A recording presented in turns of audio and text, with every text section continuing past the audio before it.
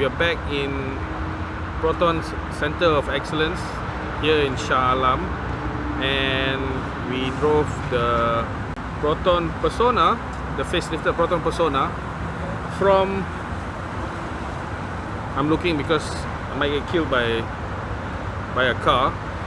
So we drove the Proton Persona all the way from Kuantan to Shah Alam, and it's a mix of B roads, trunk roads, and a lot of highway driving in basically the wet and all. It was raining also, and in terms of ride and handling, I must say that the Persona is quite competent. It's as good as the Iris in terms of ride and handling. The Iris handles a bit better than the Persona in terms of lane changes and all, because it has that lack of a boot. That boot actually adds to a bit more pendulum effect in terms of weight transfer, but in terms of high speed tracking, you're still pretty much fine in a Proton Persona. The Proton Persona tracks very well at higher speeds. If you did 160 on it, it would track well, it would cruise well.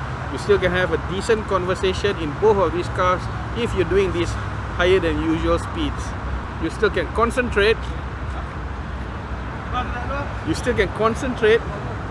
On.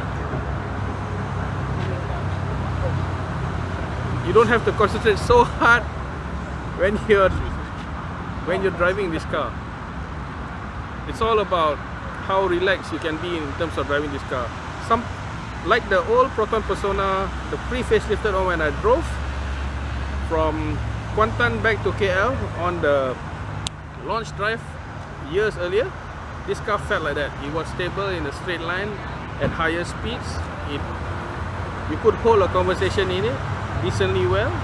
Of course, it still has that same mid-range droniness like the Iris, 2500 to 3000 rpm. It's a bit on that side because of the engine.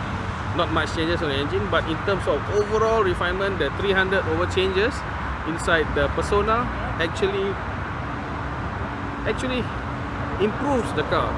I would say now this Iris and even this Persona is a better car overall. It is average in most points. It has better than average ride and handling. Refinement is good up there. It's not that good on certain points, but whatever they've done, the changes in terms of interior refinement, it's good. Of course, the Persona lacks certain things like sunshade mirror cover that you see in the Iris. The steering wheel seems to have a little bit different in the leather wrapping. I think the Iris one looks nicer. This one looks a bit more simpler, but you do get a lot of boot space, and somehow it also helps that it also is like what a lot of Malaysians want, a car with a boot.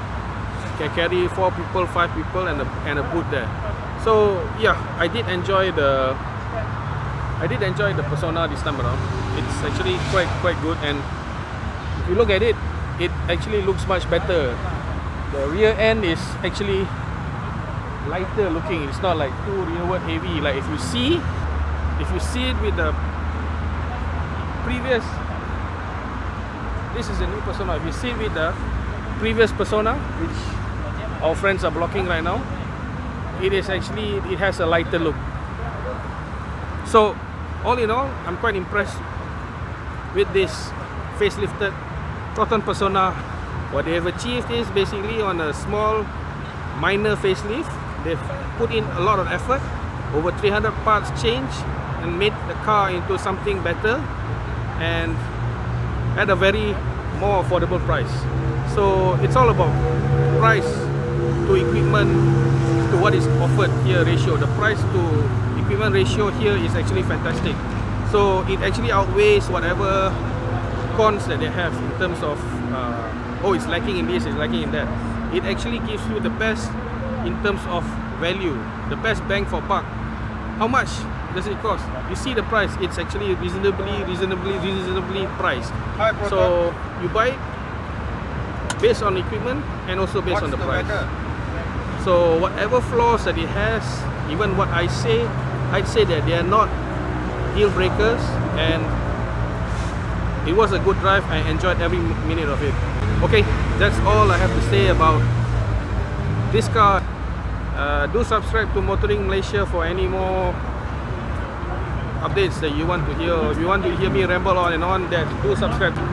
Till later. Thank you very much.